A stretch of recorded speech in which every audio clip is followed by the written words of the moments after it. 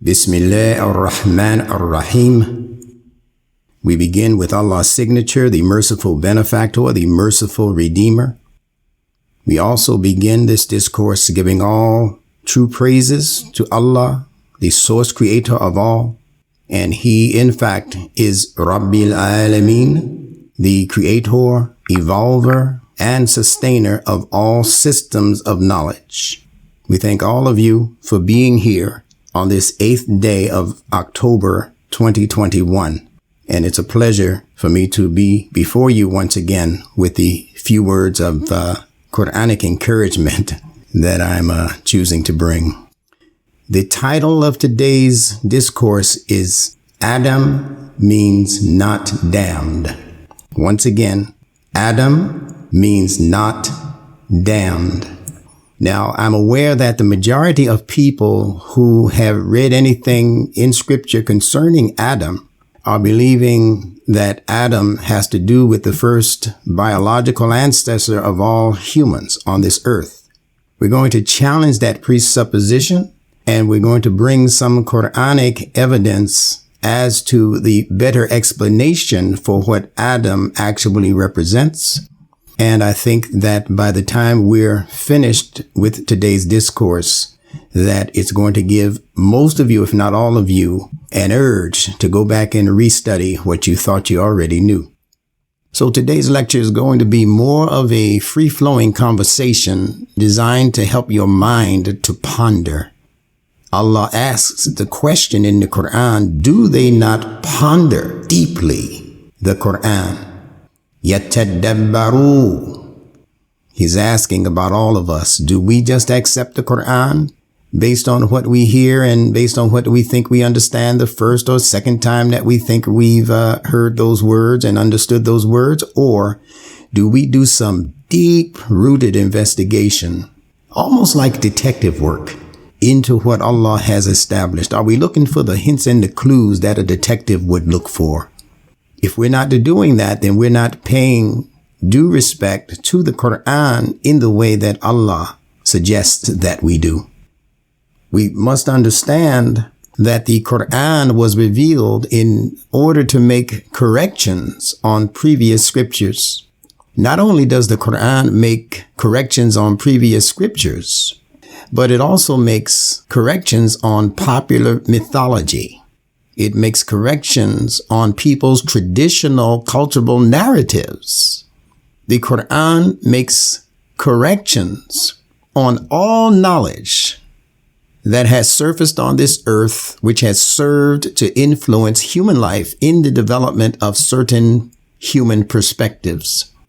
These are perspectives which have shaped our human instinctive, emotional, intellectual, and spiritual viewpoints. And it has been doing so for perhaps thousands, maybe millions of years of human existence. Imam Warithuddin Muhammad once mentioned that if these viewpoints were not distributed widely enough to affect large groups of humanity, then Allah does not give it attention in the Quran. So if there's some smaller, more local perspective on how human beings should behave, how human beings should group together and perform their human duties, if it was just a small local thing, some crazy thing that was happening in the neighborhood and we were following that as gangbangers or drug dealers or whatever, the Quran is not addressing those things directly. The Quran's role is to speak to those areas of psychology, ideology, philosophy, mythology, religiosity, and all of those other osities and ologies that have actually affected large groups of people on planet Earth. So we have to come into a better working knowledge of what words actually are. Imam W.D. Muhammad also said that words make people. That's a very important statement for us to consider as well as reconsider. Words make people. And that simply means that all people, no matter where you find them, are in fact a conglomeration of words or language. We are packages of walking language. So repeating, we must make an effort to come into a better working knowledge of what words actually are. Words are actually frequency signatures. So we can also say that all human beings are the products of frequency signatures, and frequencies can be manipulated. In science, it's called modulation. Frequency modulation. If all people are made of words and all words are made of frequencies and frequencies can be modulated, then it means that human beings in their thinking and in their behaviors can also be modified.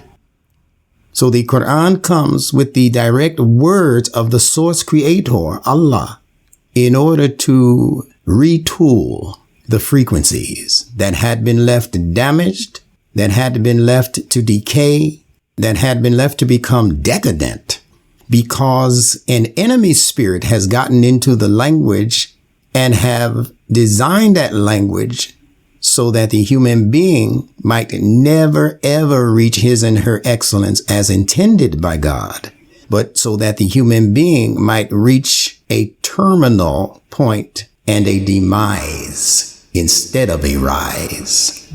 In language, generally speaking, there are many segments, but there are two major segments that all languages are composed of. They are verbs, and a verb, as you know, is an action word.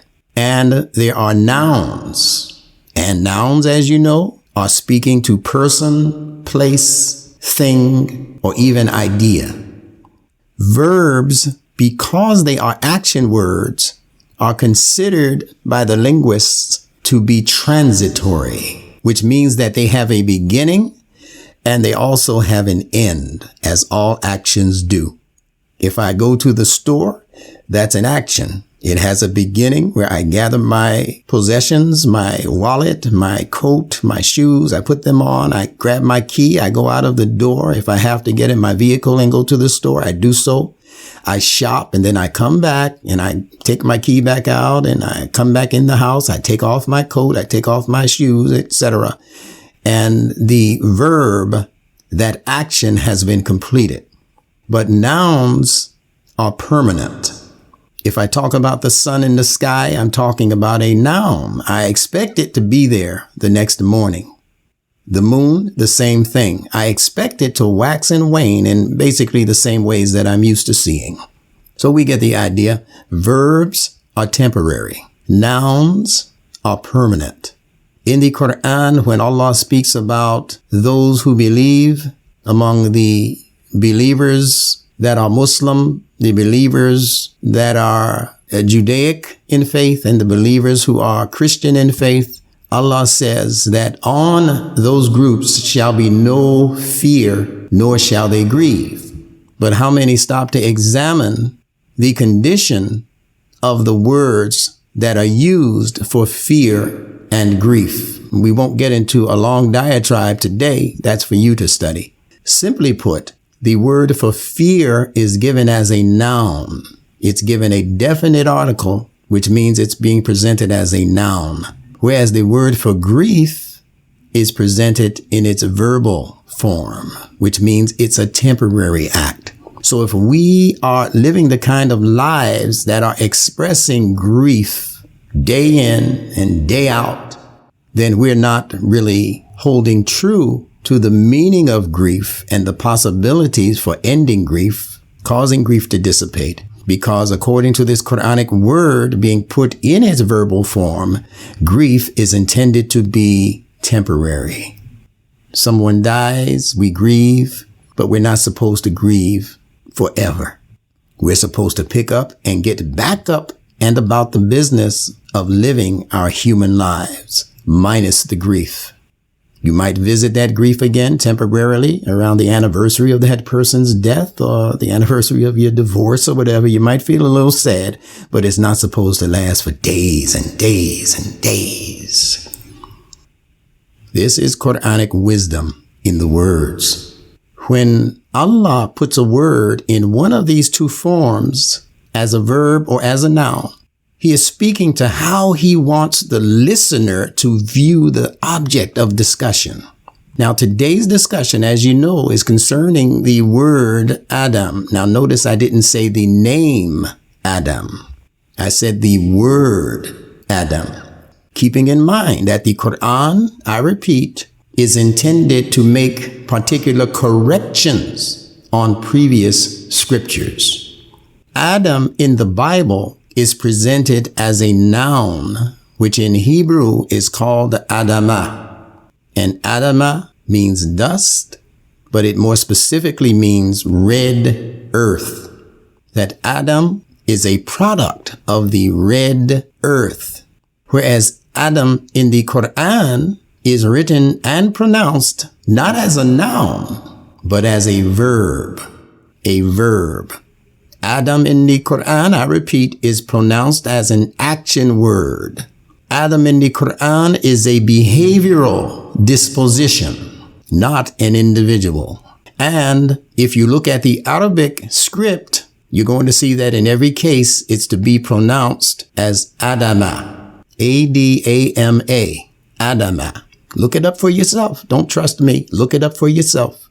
Now, when you see this word in grammar outside of the Quran, in the way that it is given to you by the scholars, you're going to see a madda, elongation of the vowel that's put over the first letter alif. And you're going to see what's called a sukoon silencer, which is placed over the meme or the M at the end of the word. The pronunciation then becomes Adam, as the scholars give it in their literature. But this is not the pronunciation given in the Quran. In the Quran, it is given as Adama. Every time you see it, you're going to see Adama, which, as I have stated, is a verb. Anybody who knows anything about Arabic verbs know that it comes in that form, Adama. Allah says in the Quran, وَلَقَدْ قَرَمْنَا بَنِي آدَمَ وَحَمَلْنَاهُمْ فِي الْبَرِّ وَالْبَحْرِ وَرَزَقْنَاهُمْ مِنَ الطَّيِّبَاتِ وَفَضَّلْنَاهُمْ عَلَى كَثِيرٍ مِمَّنْ خَلَقْنَا تَفْدِيلًا. Sadaqallahul Azim. Allah has certainly spoken a mighty truth. Translated by Yusuf Ali, we have honored the sons of Adam, provided them with transport on land and sea, and given them for sustenance things good and pure, and conferred on them special favors above a great part of our creation.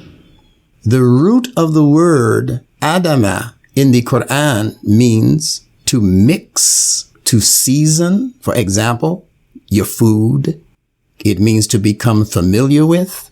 And the Lane's Lexicon Dictionary gives these meanings as primary meanings before mentioning that Adama refers to the children of Adam or all humans on earth.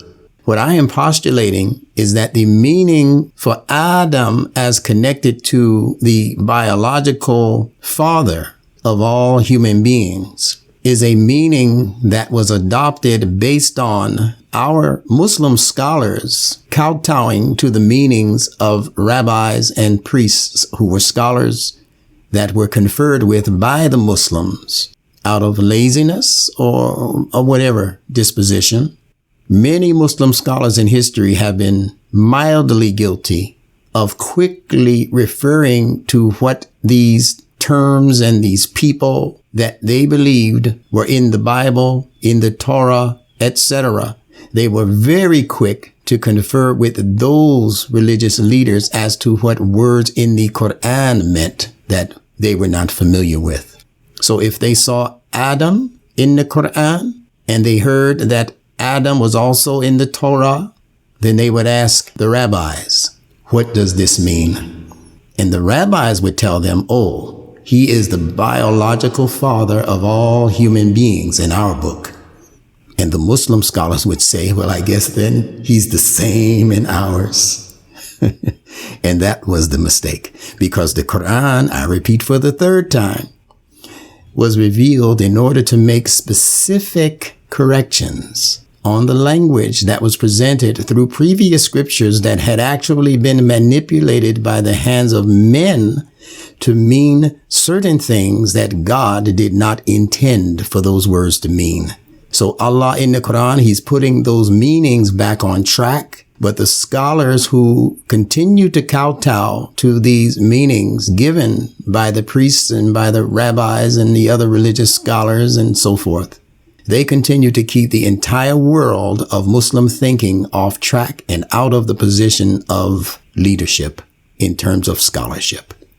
So again, Adama, as it's given in the Quran, is an action word, not a noun, not a person, or a biology that all of us have sprung from, but it represents a particular behavioral mode. As an action, it represents a particular human disposition which expresses itself through its social tendencies. So when you look up that meaning in the dictionary and it says that it means to mix, as you do when you season your vegetables, you season your food and then you stir it around in the pot so that the flavors all become united. That's what Adama means on the human level. That's what we do on the human level. We socialize.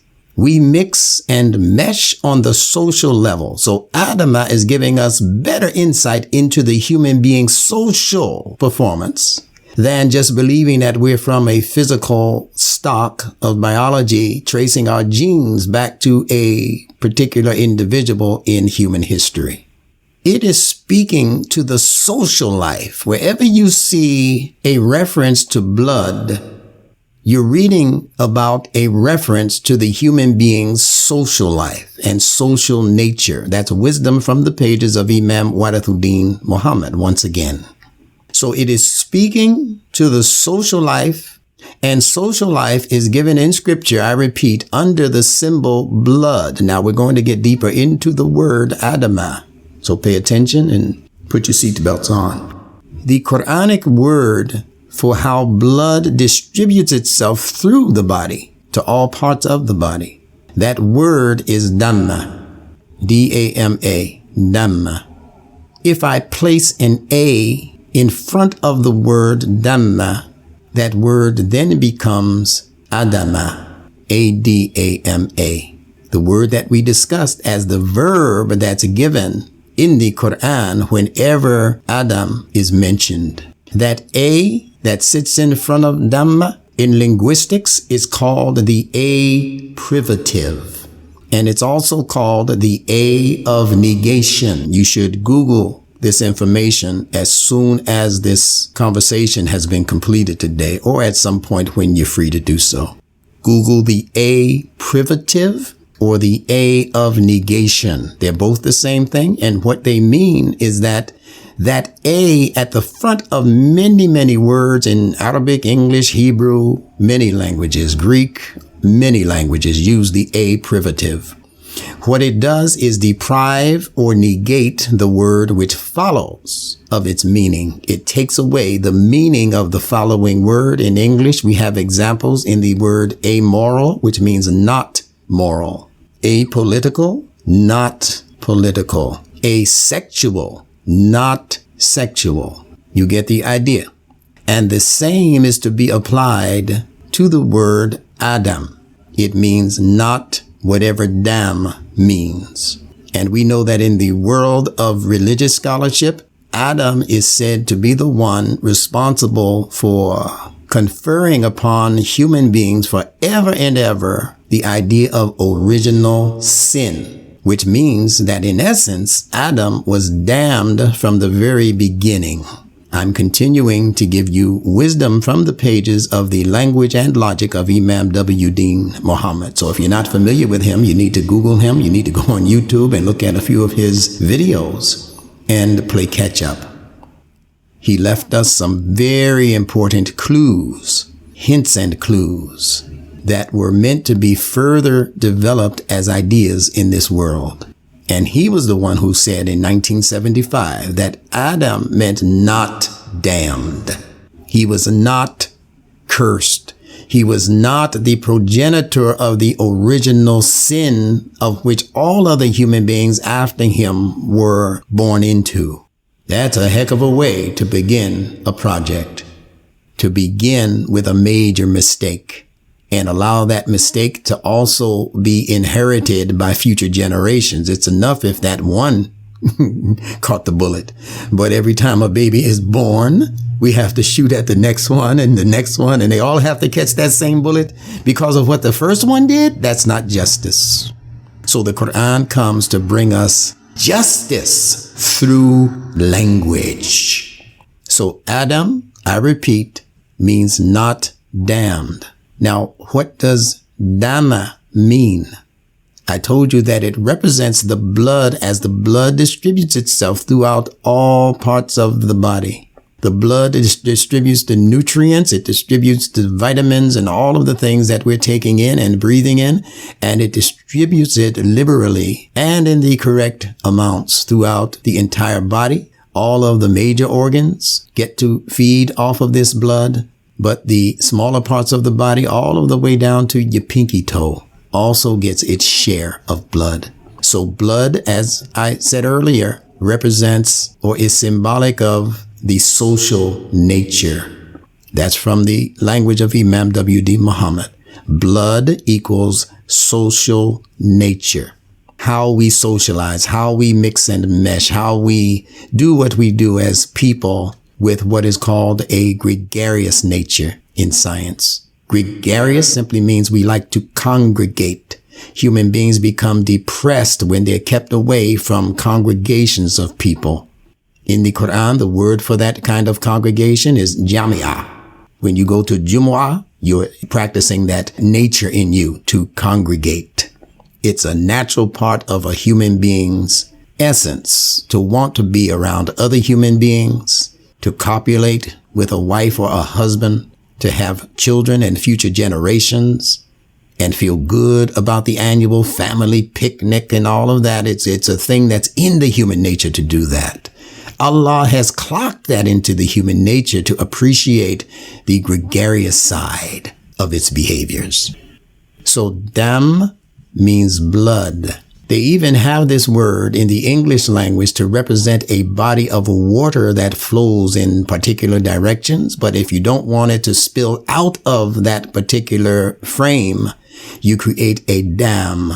That's what your body does for your blood.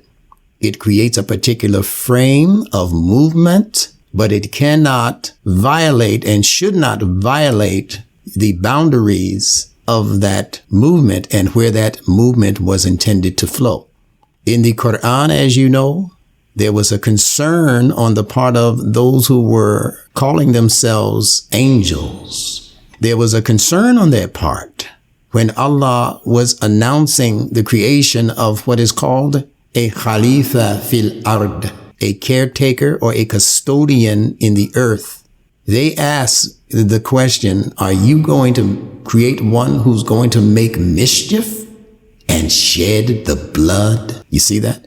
They were concerned about this thing called blood operating outside of the given framework, the boundaries that had been created for it. And a voice was heard to say behind that, I know what you do not know. And for the scientific mind, it means I have science that you have not yet come into as science. So what is it saying? It is saying that Allah and whomsoever he chooses to teach this science to about the social nature and its ramifications and its possibilities, there are going to be social scientists and people who want to self-regulate society and keep society within certain bounds of thinking and behaviors and activity and progress even. They only want you to progress socially to a particular degree. They only want you to become wealthy as a community, but only to a particular degree. Some they will choose to be in a welfare state and they want you to stay there. Some will choose to be in an ignorant state. They just are frivolous. They're about sport and play and they don't want to really learn and grow intellectually. And they want to keep you within those boundaries.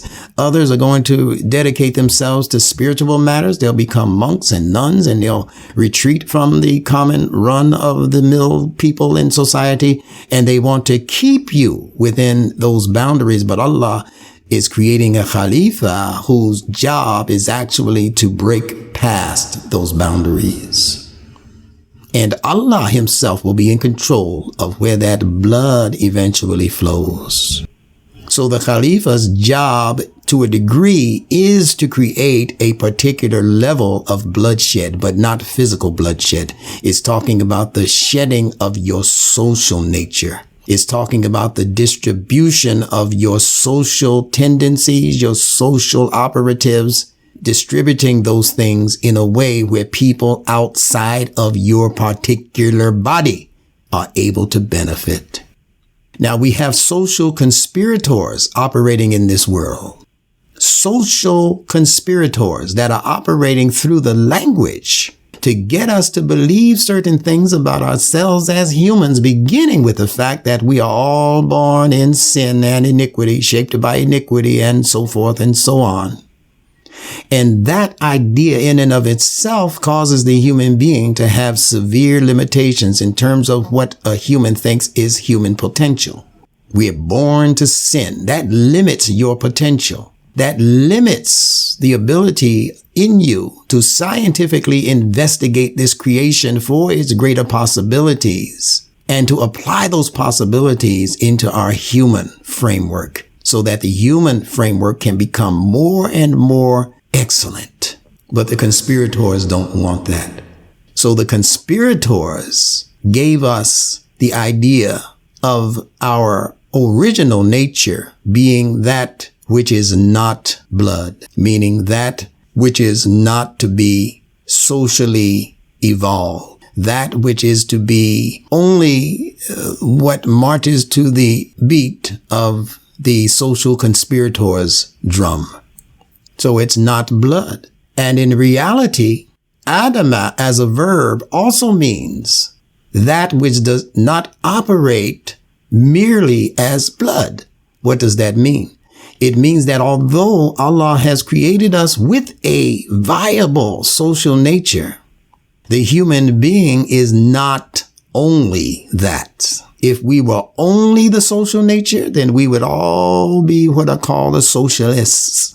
We would be socialists on this earth. And Allah is saying, I didn't create you to be socialist. I created you to acknowledge that you have a spiritual component to your nature also. So the letter A, that word A, that sound A, also represents spirit. So Adama represents the movement of spirit within the blood. I'll prove this to you biologically. If your body does not receive oxygen, it cannot function and it cannot continue to live. Even if everything else about your body was good, if they cut off your oxygen supply, your body will soon faint, go to black, and then go into death if that remains its condition. So what is that saying? That's saying that the body needs the spirit, the air, the oxygen in order to regulate the blood. The oxygen saturates the blood. They call it oxygen saturation level. And if that level becomes depleted, then the body can no longer live. So what does that mean on the higher levels of things? It means that if the spiritual nature that Allah has created, in other words, the nature in us to recognize the oneness of the source creator, that's in your blood. The Quran proves so. All of us made that agreement with Allah, with our Rabb, prior to being placed in these biological frames, or what some might call dirt suits, this human flesh. Before we manifested as this, we were nafs, communicating with our Rabb, and he asked all humans that would ever come into existence this one question: am I not your Rabb? Am I not the one who creates you, will evolve you, and will sustain that evolution? And unilaterally, all humans agreed with one voice, Bala, of course. And Allah said that he asked that question so that in the end of time, none of us would have any excuses for not having recognized our spiritual connection with our Rabb. That's a beautiful ayah that's put into the Quran. So if we all made that commitment to recognizing our source creator, then it means that that commitment is actually clocked into our DNA. It's clocked into our bloodstream. So in the blood, literally and figuratively, there needs to be the recognition that our biology needs air and oxygen, spirit, and our spiritual life needs inspiration, that spirit. A recognition of our spiritual connection and responsibility to the one who created and evolved us. So Adam does not mean that we are to be simply social creatures with no recognition of a spiritual nature. Adam means that the spirit is supposed to be contained within your social concerns. You're not supposed to establish a social town, a social city, a social village, and a social world without recognition of the spiritual component that has been obligated to pay attention to what it is God says is the best mode for the development of your social interests. Now, when we look at this word Adam and recognize that in linguistics, the English word dumb, D-U-M-B, actually is an offshoot of the Arabic and Hebrew word dam, which means blood, as we said. So if the A on the beginning of Adam represents the A of negation, and we are to see dhamma in how it has evolved into the English language as the word dumb. As you know, you don't pronounce the B. It's not dumb, it's dumb, just like dam.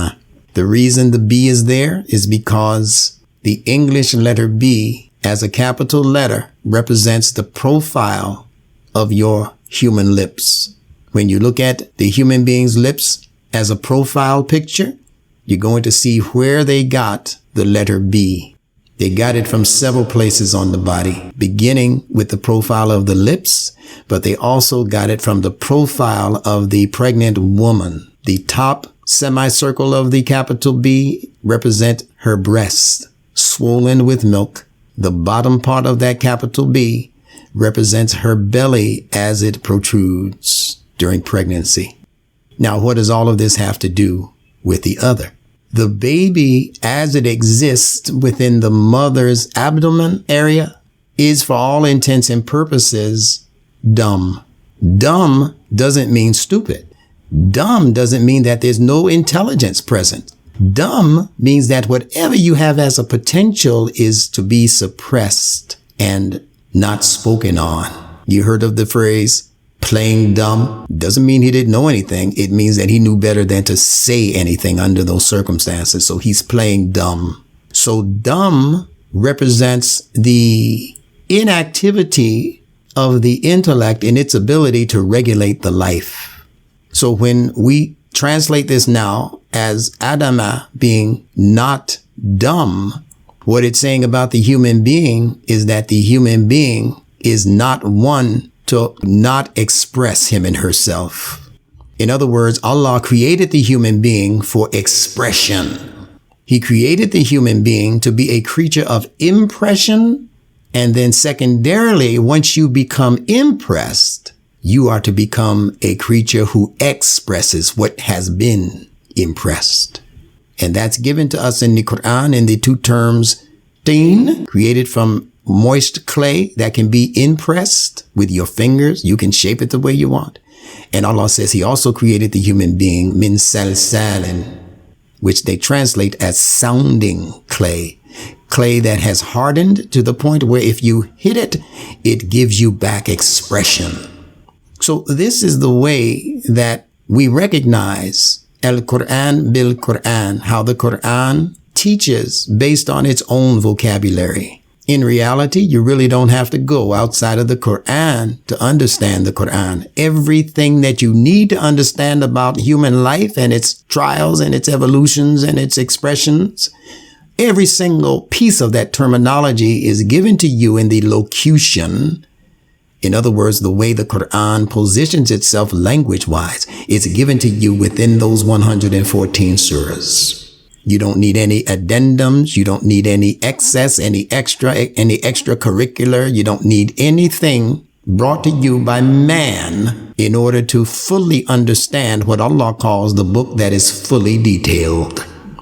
And I just gave you an hour's worth of an example on how the Quran explains itself. If we would be bold enough to excuse ourselves from this past scholarship that we've been under, and begin to liberate our minds, approach the Quran in a way that says, Allah, you know everything and I know nothing. And you have to approach the Quran that way every time you've read it, even if you're a hafiz, one who has memorized the entire Quran.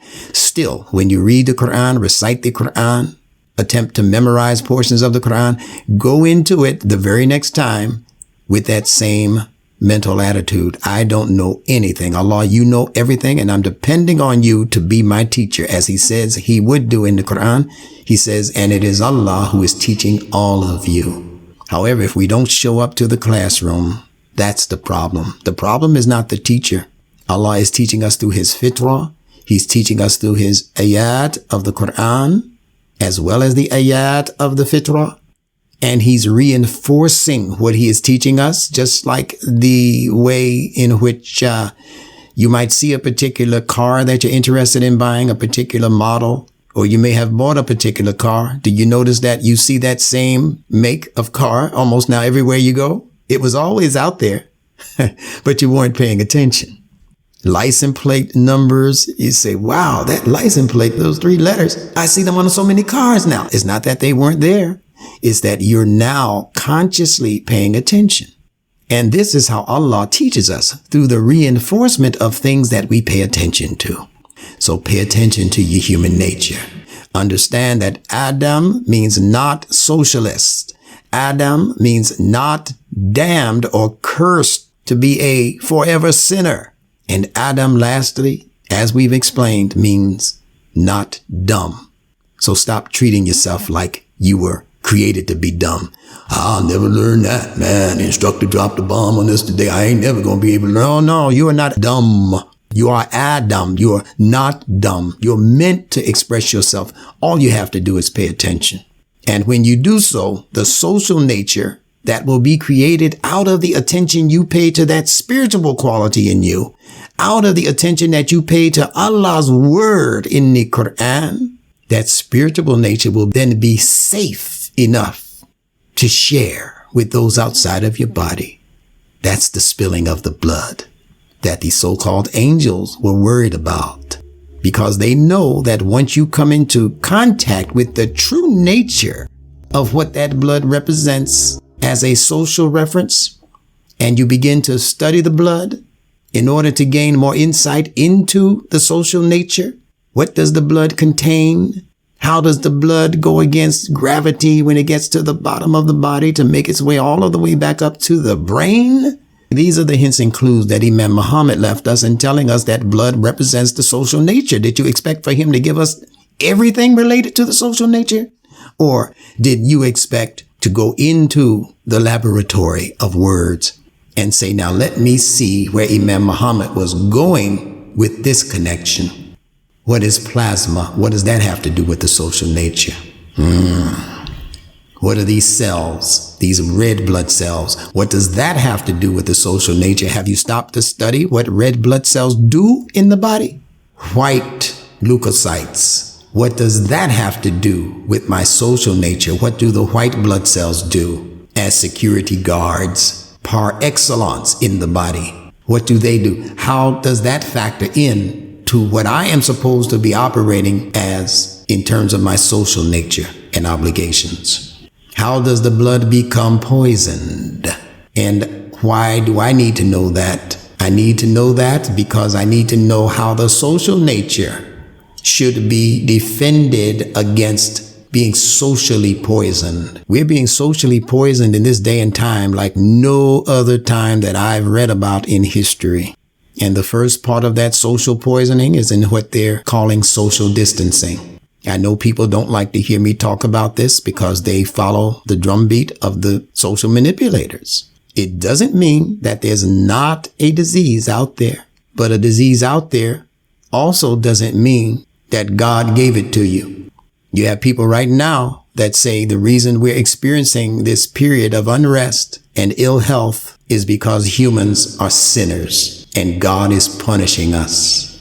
And you have some foolish Muslims who are believing the same line. Allah is punishing humans for not recognizing him. That's not true. The social conspirators who have been in control of this world up until this point, they're losing their grip on leadership in this world as we speak. So they have to perform desperate acts in order to hold on to their leadership and their dictatorship. So now they're beyond requesting that we do things, and they are demanding that we do things. Now they are demanding that even pregnant women take the jab. They are demanding that 5-year-olds and 3-year-olds should be lined up to take the jab. When just yesterday they said that children are affected by this disease 0.25 or something like that, some crazy little number of children that are affected. But they want to put an experimental set of chemicals in your child's body. Now, if you do it, that's your business, adult. But if you recommend that your children get it, and I'm telling you, I've seen cases on television of people who were testifying in legal court about the effects that this shot, this jab, this so-called vaccine was having on their children, 12-year-olds. Woman had a 14-year-old daughter there who could hardly speak the day after she got the jab. So my job as an imam, as an instructor, and as your brother and friend in humanity is to tell you the truth as I know it. And if I come across something that goes against what I thought I knew, I'm going to bring you that new information. But thus far, the more I study this thing, the more I know that it's the social conspirators who have designed it from A to Z. And they are operating 24/7 around the clock to make sure that the social nature becomes as damaged. Listen to the word I'm using, damaged. You see that? Damage has to do with the defects that are placed into your social bloodstream. Damage means the age of Dam, or in what they're trying to establish as Adam. Damaged is the age of Adam.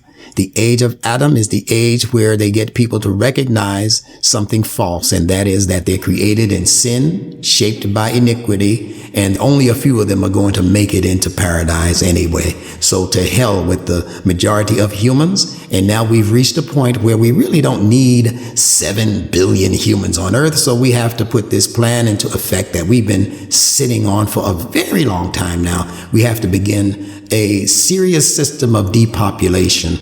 All of what I'm telling you right now can be found if you know where to Google.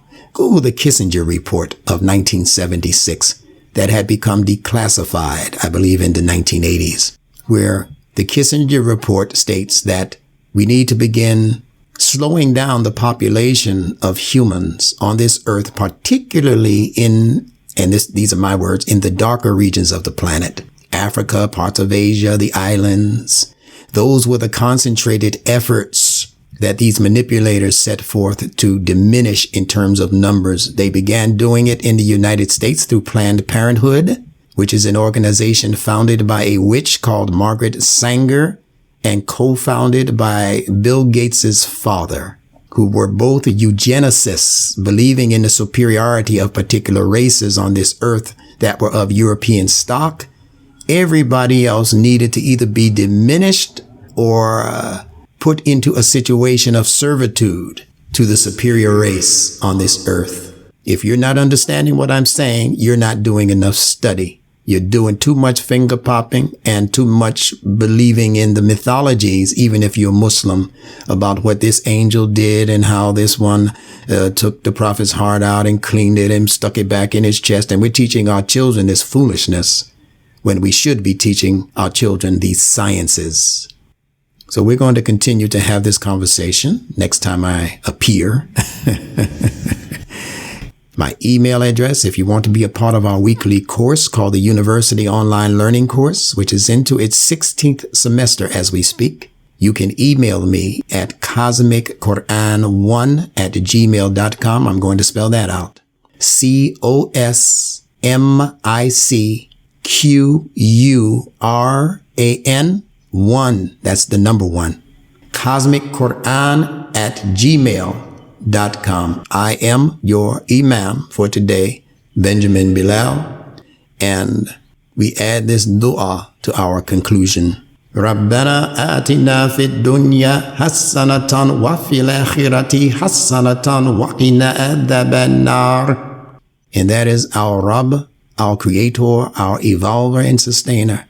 Give us the excellence of the dunya, this life, the material world, and give us the excellence of the latter life, al-akhirah, and save us from the torment of the blazing fires of our misguided passions, as Imam W.D. Muhammad translated this particular way in which nar, fire, is being used. Our misguided passions is what that fire is referring to. So be careful what you hanker for. Those passions may land you in the fire. Hanker for closeness to Allah and hold on to that rope, the hibl of Allah, and you will not fail. You will not fail. You will not fail. You will not fail. You will not fail. You will not fail.